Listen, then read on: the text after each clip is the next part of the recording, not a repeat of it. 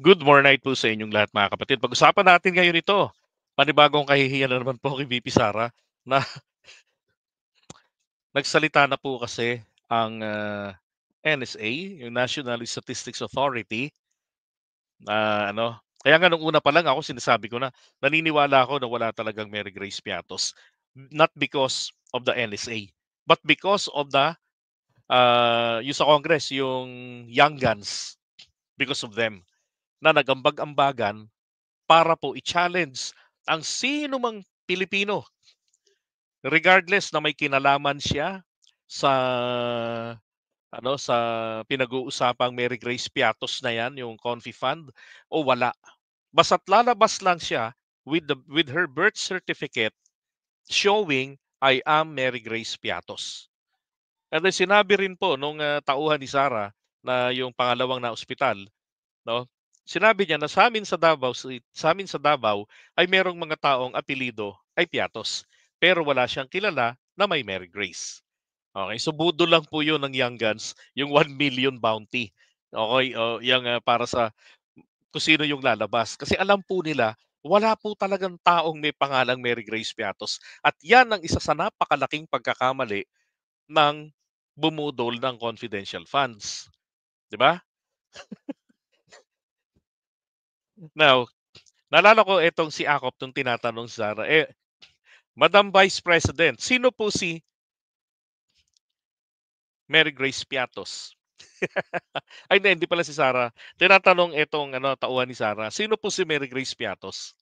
Yan, di na alam. Ngayon, tinatanong po ng taong bayan, Sara, pati ng mga reporter, sino si Mary Grace Piatos? Sagot nga ni Sara doon eh.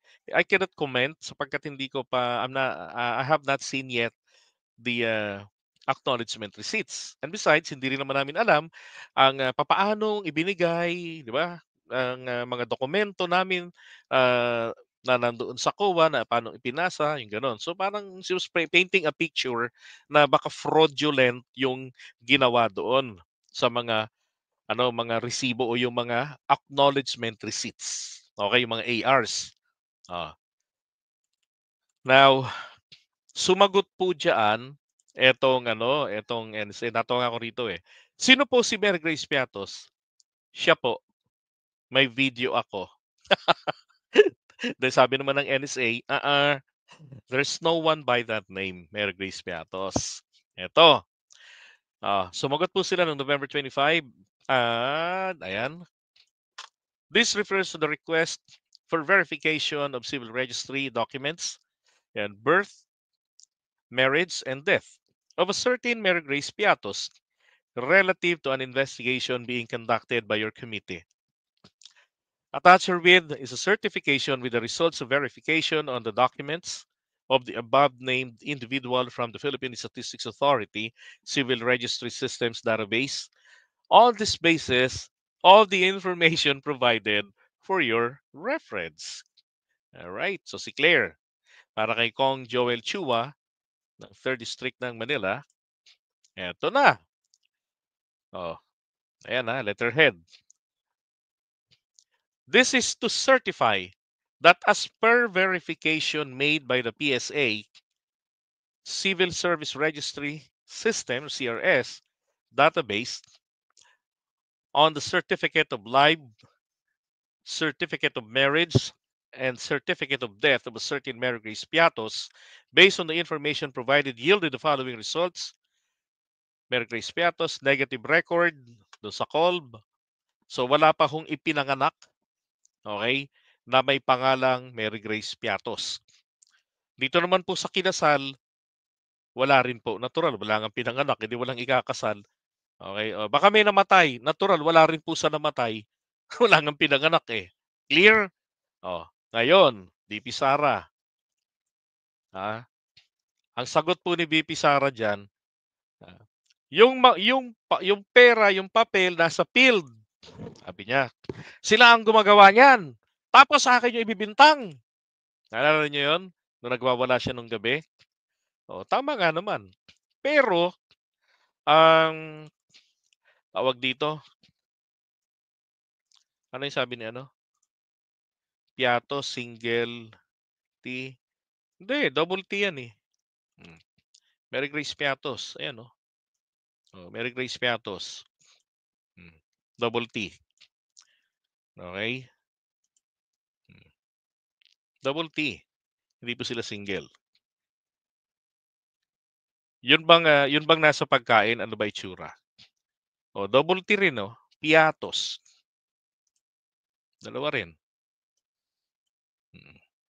Okay, now going back. So, eto na, sinabi na nga po na wala. Now, balikan lang natin. Ang sabi ni Sarah diyan, eh kasalanan daw 'yan ng nasa field. Ngayon, Madam Vice President, lalo kang malalagay sa alanganin. Kasi hindi mo tinitignan ang trabaho nila. Dapat ikaw ang unang nakapansin kung nire-review mo 'yan, 'di ba? Na, "Oh, tangina ng pangalan 'to. Bakit merong Fernando Tacos dito? Ginagago niyo ba ako? Ay, ginugutom niyo ba ako? Ba't may Fernando Tacos dito? Tapos merong Mary Grace Piatos. Ano 'to, kinain niyo?" 'Di ba? Tapos ako'y mapapahamak. Kayo kayo kayo ang gumawa nitong kalokohan na 'to? Hmm, 'di ba? Suddenly, sasabihin ni First Lady ang Mary Grace sasabihin na si First Lady ang si Mary Grace Piatos ang nasa Congress Live, nagwawala na. Kaya nga, eh. Eto 'yun, oh, eto 'yun. Yung mga tao ko, dyan sa envelope na yan, Lisa Marcos. Okay, eto yung ano, yung, tawag dito, si Gloria Mercado ang tinutukoy niya rito, tsaka si FL. Naalala mo, nagpadala ka sa akin ng video? Uy, ano 'yun? Sinabihan mo ako saan kukunin ang pera. Uy, FL Lisa, kailangan mo magsalita rito, ha? Anong pera 'yon? Naku, Sarah, dapat ilabas mo yung video na 'yan para ako mismo, talagang uurating ko talaga si FL Lisa na sabi ko sa inyo. Content ko 'yan. FL Lisa, sumagot ka, may video. May pinadala kang video, nagsasalita ka do'n. Tungkol saan yung pera na 'yan, ano 'yan? Gaganon po ako talaga, sabi ko sa inyo. Kilala niyo ako, kahit presidente na sinusuportahan ko, 'pag sa tingin ko dapat pitikin, pinipitik ko. 'Di ba? Pero ngayon hinihingi ko sa kay Vice President Sara Duterte, i-play mo ang video na 'yan. Oh. Sa publiko, total dito ka sa media ka nagpa-file ng complaint. Ibigay mo yung kopya ng video, ilabas nyo. Or is it still under the making? Ay, under the making. Tangina, ano yung English ko, ah. Is it still in the making? Ilabas nyo. Okay? Hindi nyo kami makukuha sa mga pagwawala na pinatay nyo yung ilaw para saka ka nag-live stream. Na ang liwa-liwanag pala nung lugar 'no, yung may kwarto. Kahit sabihin pa natin ha, eto lang ha, kahit sabihin pa ho nila diyan na kaya ako nagpatay ng ilaw kasi may natutulog. O bakit, o naghihiyaw ka hindi ka makakaabala sa natutulog na ibang mga nakakulong diyan? Oh, 'di ba? Ang labo naman nun na ikaw naghihiyaw tapos yung iba naghihilik, 'di ba? So maliwanag po ito, pagpapaawa ito. Oh, Pinakita mo ang mukha ng tao doon sa video message mo. Hi, this is Lynette. She's been working with us for the longest time. We trust her. You sent me written instructions about money. Millions a month. oops, take note ha, she said millions, okay, a month. Yan, Anong nakalagay doon sa envelope? DepEd. Anong okay? ginawa ko? Binigay ko sa DepEd. So in short, yung video na pinadala sa kanya ni FL, video ho ha, hindi po pinakita ang mukha ng tao sa kanya sa camera. Kung hindi po, yung video daw nung tao na kanilang pinagtitiwalaan for the longest period of time, no? At hindi rin malinaw kung doon kukunin yung pera. But let's assume doon kukunin yung pera sa tao na yon. Okay? Ganon. Then, yung envelope daw po ang kinuha. Ang laman daw nun ay milyon-milyon. Now, mga kapatid, yung mga mayayaman dito, sana naman meron pong mga mayayaman na may mga milyones po sa buhay nila. Hindi ho milyones sa pagmamahal, literal po. Hindi po ako mangingikil ha. Tatanungin ko po kayo, kasya po ba sa gaano po karaming pera ang kasyang ilagay sa envelope? O baka naman kasi yung envelope na tinutukoy niya millions of money, 'di ba? Milyon-milyon. Baka naman po yung envelope na 'yan, putya na gabar ko, 'di ba? Oo, malaking-malaki ang pinaglalagyan. Oh, pero sabi ni Sarah, envelope ang binabanggit niya, oh, balikan natin. Ah,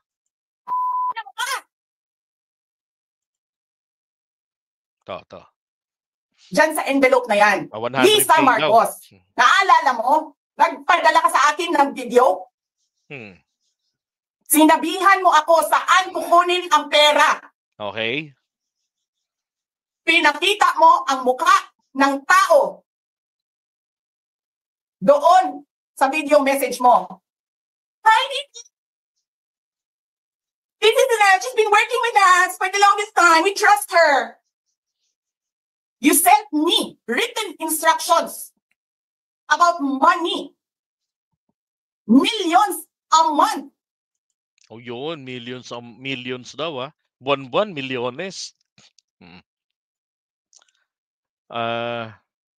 Isang legal size white envelope, 100K naka-bundle. Ayun, sabi ni Maureen. Sabi kasi ni Cricket, 'no, 100K in one envelope. So, gano'n ang kasya, okay.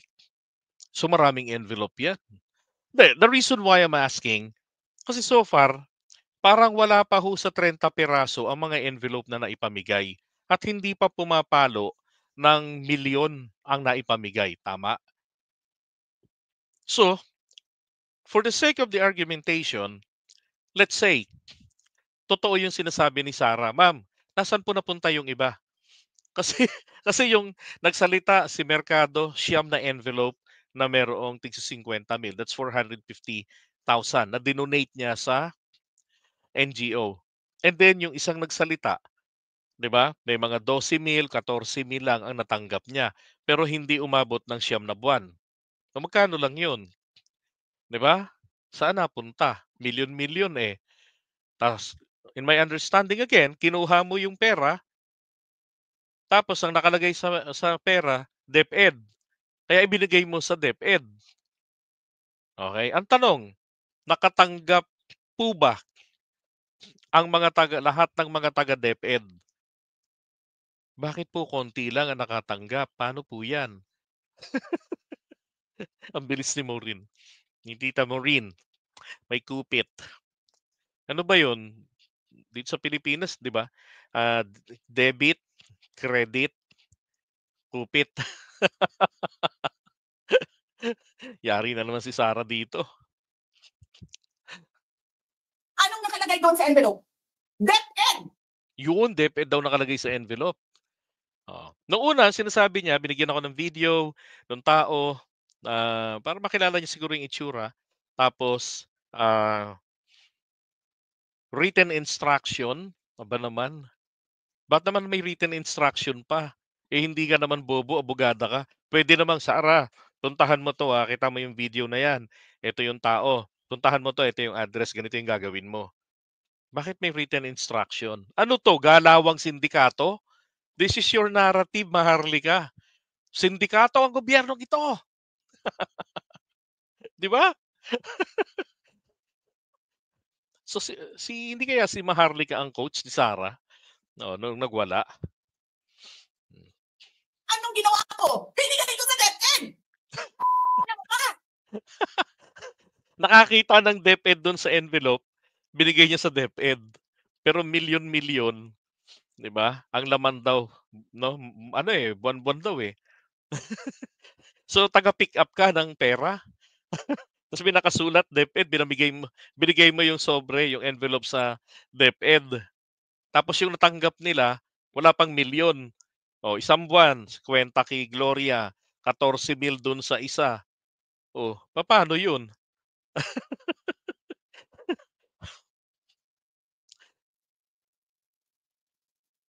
Wala ka nga posisyon sa gobyerno. Namimigay ka ng pera ng gobyerno eh.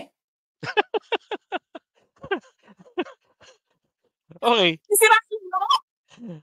assuming na namimigay ng pera ng gobyerno, at least, 'di ba, ibinibigay, hindi binubulsa.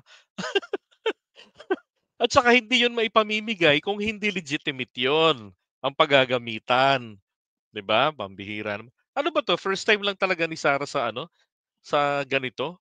Ang national po, ang first lady, binibigyan rin po ng trabaho 'yan na gusto niyang gawin. Pinopondohan 'yan, ano 'yan, loko-loko? Magpa-project walang pondo? Para nga magkaroon ng silbi ang mga asawa ng ano, ng presidente. Oh, Yung tangal ng mga kasama ko sa office of the Vice President.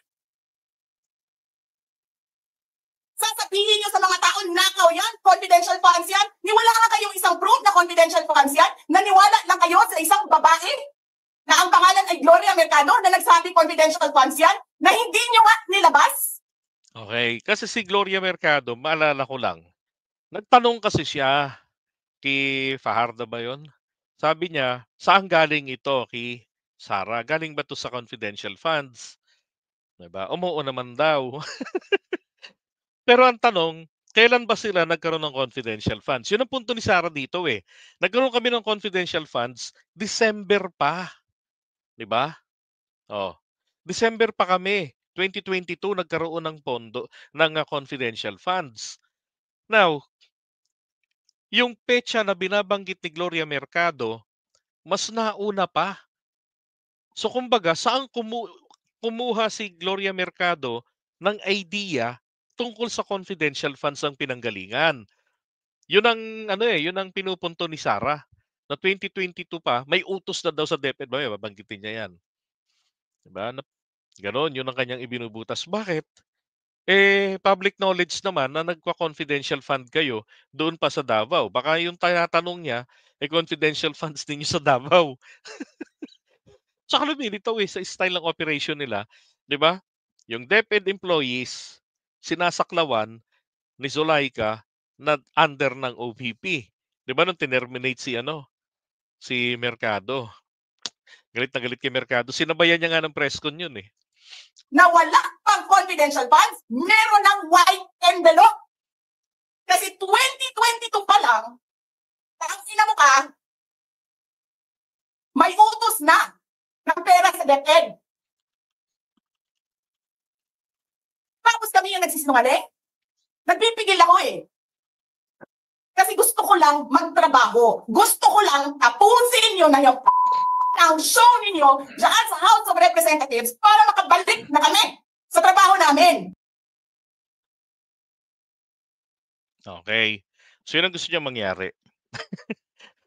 Teka ha, tingnan natin yung kay Mercado.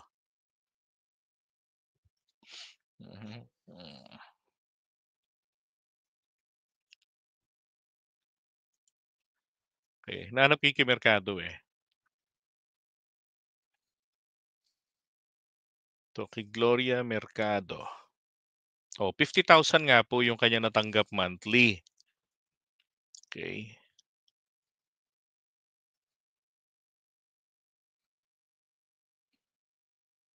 Hanapin ko yung buong video nito ni Mercado mamaya.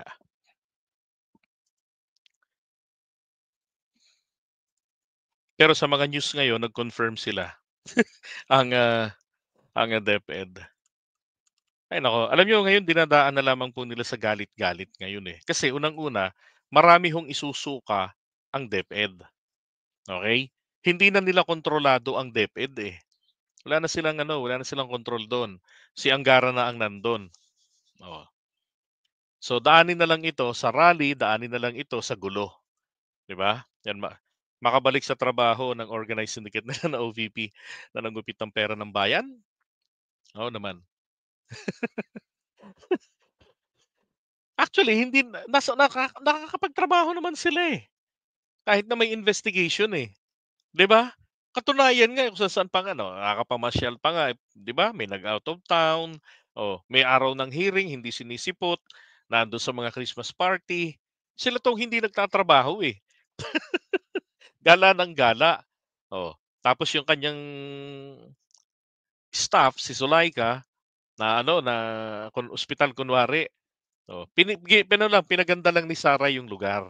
Pina-house arrest lang, ay pina-hospital arrest lang kumbaga, 'di ba? Pati rin yung isa. Ganun pa man, pinalaya na po. Pero pareho po silang kinakailangang humarap sa mga darating pong pagdinig. Ang dami niyang haharaping hearing ngayon, 'di ba? 'Pag napasok pa, naikaso na yung plunder, naikaso na rin yung pagbabanta sa pangulo, yung 1110-A series of 1977, tapos etong impeachment. Nako, hindi pwedeng pa absent-absent diyan, 'di ba? Oh, tapos yun nga sa NBI gusto ng advanced questionnaire, ay advanced questions. Sabi niya, "Annabel, hindi ka magandang halimbawa sa mga kabataan. Yan, kaya hindi ka karapat-dapat na maging pangulo ng bansa." Sinasabi nga niya ano, maraming kabataan ang nakikinig sa kanya. Oh, 'di ba?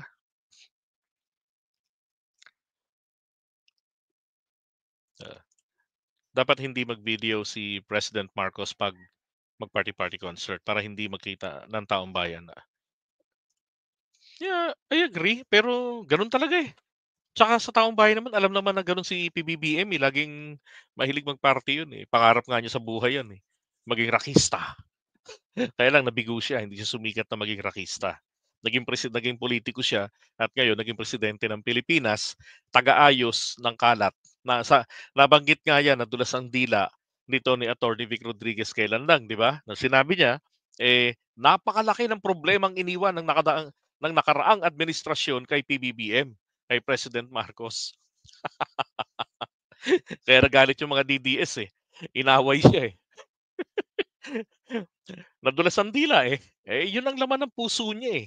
Yun ang gusto niyang sabihin, eh, 'di na diretso sa dila, 'di ba? So etong kay Sarah, grabe hong pahiya, 'di ba? Tamahakin mo, imbis na sumagot sa Kongreso ng maayos, ang ginawa, itinuro po kung sino si Mary Grace Piatos. Si F.L. Lisa daw po yun, si Mary Grace Piatos. Sabi nung yung mga DDS po ang nagsabi na ang Mary Grace Piatos ay si F.L. Lisa. Kasi ito daw po yung nag-utos sa kanya. So kung titignan lamang po natin mga kababayan, ah, tawag dito, tingnan natin maigi ha. So kung si Mary Grace Piatos po na nasa acknowledgement receipt na tumanggap ng pera, no, bilang informant, papaanong mangyayari na si F.L. Lisa ay naging informant ni Sarah? Ganon? Kasi si Mary Grace Piatos, ang status po ay informant. Okay? Oh. Ang dami, eh. Kung ako naguguluhan do'n sa pinagsasabi ni Sarah, most likely siya rin ho talagang masisiraan ng ulo at baka mauwi na lang sa away sa pagharap niya sa investigation. Ngayon, 'pag naisampa na yung kaso po diyan, dapat po 'yan matigil na yung sa pag-iimbestiga. Kasi nga po sub judice. Pero, 'di ba, mahalaga na ilatag po nila, naging aware ang taong bayan sa pinaggagawa nila. Ngayon, itong nilinaw na nung NSA na wala po talagang tao na may pangalan na ipinanganak na pinangalanang Mary Grace Piatos, kahit man lang na ikinasal o namatay, wala pong may Mary Grace Piatos na pangalan. At hindi po sapat at kapani-paniwala na yung videong pinakita ko sa inyo ay nagpapatunay na siya si Mary Grace Piatos. Sapagkat ang Mary Grace Piatos ay hindi po nag-utos kay Sarah. Si Mary Grace Piatos po, ang papel niya ay tumanggap ng pera. And apparently, it was a fraudulent transaction because the person does not exist. Parang ano lang ano, ghost recipient, ghost informant, parang ghost employee lang. Ganon, ganon. Oh, nako. Paano na naman 'to? Abot-abot na naman ang sakit ng ulo nila ngayon ito. Alright, so dapat yung mga nasa EDSA, yung nasa EDSA Robinson Shrine, People Power ni Morales na hindi suportado ng mga Duterte, Ipaliwanag niyo po itong pagtuturo ni Sarah na si F. Elisa, si Mary Grace Piatos, okey? Para malinaw. Ay naku, iwan na nga muna natin 'to. Kawawa naman sila, sakit ng ulo nila. Hindi na lang kasi nanahimik sa unit team ano, talagang ano, talagang ninasa pa talaga na, ay naku, makuha ang posisyon.